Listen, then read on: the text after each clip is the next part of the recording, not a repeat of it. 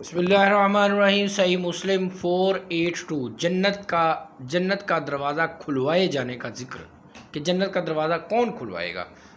فیصلے ہو گئے، جنتی جنت میں چلے جائیں جی، دوست کی دوزخ میں چلے جائیں۔ اب جنت کے دروازے پر کھڑے ہیں، وہاں کیا حالات ہوں گے۔ حضرت حذیفہ رضی اللہ تعالیٰ عنہ کی روایت ہے، انہوں نے کہا رسول اللہ صلی اللہ علیہ وسلم نے فرمایا،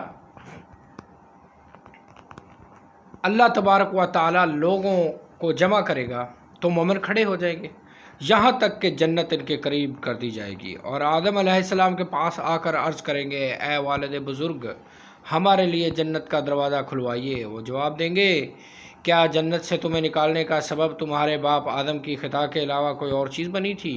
میں اس کام کا اہل نہیں ہوں، میرے بیٹے اللہ کے خلیل حضرت ابراہیم علیہ السلام کے پاس جائیے۔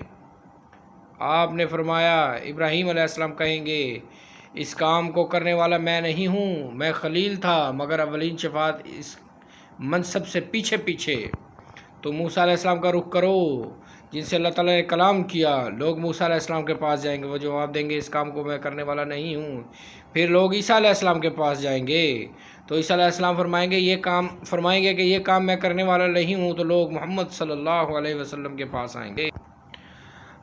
آپ اللہ کے سامنے قیام فرمائیں گے اور آپ کو شفاعت کی اجازت دی جائے گی، امانت اور قرابت داری کو بھیجا جائے گا۔ وہ پل صراط کی دونوں جانب دائیں اور بائیں کھڑی ہو جائیں گی، تم میں سے اولین شخص بجلی کی طرح گزر جائے گا۔ میں نے پوچھا، میرے باپ آپ پر قربان، بجلی کے گزرنے کی طرح کیا؟ آپ نے فرمایا، تم نے کبھی بجلی کی طرف نہیں دیکھا؟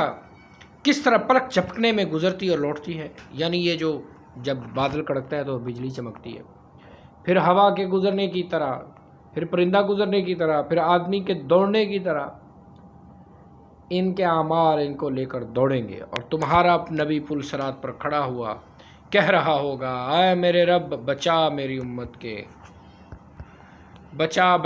امت کے ہر گزرنے والوں کو سلامتی سے گزار دے، حتیٰ کہ بندوں کے اعمال ان کو لے کر گزر نہ سکیں گے، یہاں تک کہ ایسا آدمی آئے گا جس میں گھسٹ کر چلنے سے زیادہ استطاعت نہ ہوگی۔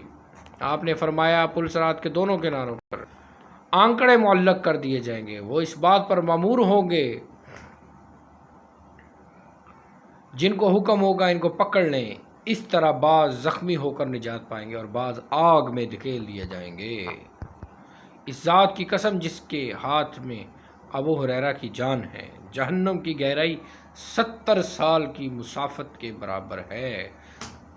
یعنی یہ نبی صلی اللہ علیہ وسلم سے ہی انہوں نے سنا ہوگا، ابو ہریرہ رضی اللہ تعالیٰ نے، کہ جہنم کی گہرائی 70 سال کی مسافت کے برابر ہے۔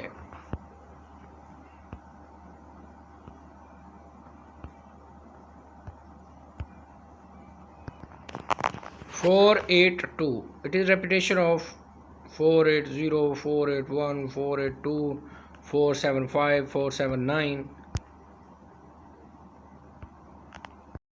482 صحیح مسلم 482